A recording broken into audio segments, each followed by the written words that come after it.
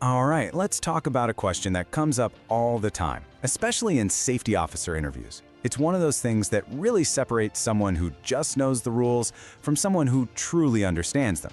Why is it that you can hit a fire with a CO2 extinguisher, watch the flames vanish, only to have it roar right back to life?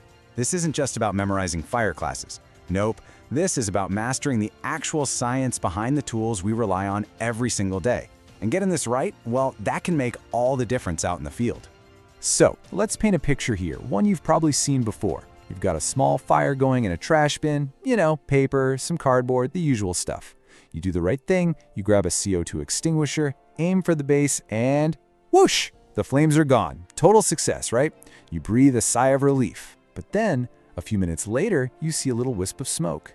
And then another, and before you know it, the fire is back. So what on earth just happened? It's not a trick, it's pure science. And we're about to break down exactly what's going on. To get to the bottom of this little mystery, we have to start with the tool itself, the CO2 extinguisher. What is it really doing when you pull that pin? Understanding its main job, its primary mechanism, is absolutely the first step to cracking this case. Okay, we all know the classic fire triangle, right? It's Fire Safety 101. A fire needs three things to get going and keep going. You need fuel, you need heat, and you need oxygen. If you want to put the fire out, you have to take away at least one of those three sides. It's that simple. And a CO2 extinguisher is designed to make a very, very specific attack on just one side of that triangle. So, what's its main move? Well, it basically suffocates the fire. See, carbon dioxide gas is about 1.5 times heavier than the air around us. So when you blast it out of the extinguisher, you're essentially dumping a heavy, invisible blanket over the fire. This blanket pushes the lighter, oxygen-rich air out of the way. The air we breathe is about 21% oxygen, but most fires just can't keep burning once that oxygen level drops below 15%. CO2 literally starves the fire. And this right here is the critical part of the story. Look at the left side. This is what CO2 is amazing at. It displaces oxygen and knocks down those visible flames like a champ. But now, look at the right. This is what it doesn't do. It does almost nothing to remove the heat. And as a gas, it can't really soak into porous materials. This limitation, right here, is the key to our whole reignition mystery. So if you take away only one single thing from this first part, make it this. Say it with me. CO2 removes oxygen. It does not remove heat. Think of it as an oxygen thief, not a heat killer. It smothers the flames you can see, but all that dangerous heat energy, it's often still there, lurking. And that brings us perfectly to the second part of our investigation, the fuel. Okay, we've got a handle on our tool, the CO2 extinguisher. Now let's flip the script and look at the victim in our scenario, the Class A fuel. Because these materials have a special property that makes them really, really good at resisting an oxygen-only attack. So what are we talking about with Class A fuels? It's all the ordinary stuff. Wood, paper, fabrics, your general trash. These things are all porous, and here's the kicker. When they burn, they create embers. That's the key characteristic. The fire doesn't just sit on the surface. It can actually burrow deep down inside, creating this hidden, glowing threat. And there's a scientific name for this hidden threat. It's called smoldering combustion. Now this is a totally different beast than a flaming fire. It's slow, it's low temperature, it's flameless. It's a chemical reaction that's happening right on the surface of that hot, charred fuel. It doesn't need big, visible flames, it just needs heat and a little bit of direct contact with oxygen to keep on cooking. This diagram shows you exactly what's happening under the surface. That porous material, the paper, the wood, it acts kind of like a sponge. It lets little bits of oxygen seep deep inside and find that super hot char. So even though your big cloud of CO2 smothered the flames on the outside, this deep-seated glowing fire is just waiting. It's protected deep inside the fuel itself. And just how hot are we talking? Well, get this. A deep-seated ember can easily be chilling at 500 degrees Celsius, maybe even hotter.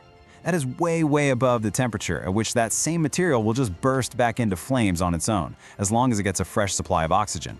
The CO2 did nothing to cool that glowing core down, so once that heavy CO2 gas drifts away and fresh air rushes back in, what do you think's gonna happen? You got it, reignition. Now this whole situation, this mismatch between the tool and the fuel, it doesn't just mean the fire might come back. It can actually create a whole new set of very serious dangers. Thinking a fire is out when it's really just hiding can make a bad situation a whole lot worse. Reignition is the obvious one, of course, but look at the others. That high-pressure blast can scatter burning embers all over the place, starting new fires. If you're in a small room, all that CO2 is pushing out the oxygen you need to breathe too, a serious asphyxiation risk.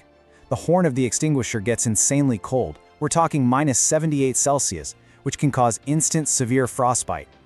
And that thick white cloud, it can completely blind you, hiding your exit. Let's just focus on that scattering risk for a second. Think about it. You've got a powerful jet of gas hitting a loose pile of burning paper. It's basically a super-powered leaf blower.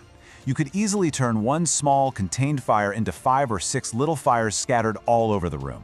That is a total nightmare scenario. Okay, so if CO2 is the wrong tool for the job here, what's the right one? And more importantly, why?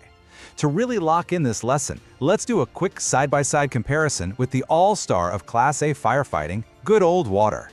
This table just lays it out perfectly. While CO2's game is smothering, water's game is cooling. It is fantastic at absorbing huge amounts of heat energy, directly attacking the heat side of the fire triangle. And because it's a liquid, it doesn't just sit on the surface like a gas does. It soaks deep into the material, drenching those hidden embers and cooling them down below the point where they can reignite. Water succeeds exactly where CO2 fails on these types of fires. And that brings us to the final, most important takeaway here. This is a mantra that every single safety professional needs to have burned into their brain. Flames out does not mean fire out. It's so true, especially with Class A materials. That lack of a visible flame can be a dangerous illusion if you haven't dealt with the hidden, superheated core. So why does all of this matter so much? Because knowing why the rule exists is what takes you from just following a checklist to achieving true technical mastery. When you understand the science of smoldering, of heat transfer, you'll never grab the wrong extinguisher again. You'll make smarter, safer, and more effective decisions when it really counts. If this helped you see fire behavior in a new light, please like it and share it with your team, because mastering these details, well, that's the mark of a real pro.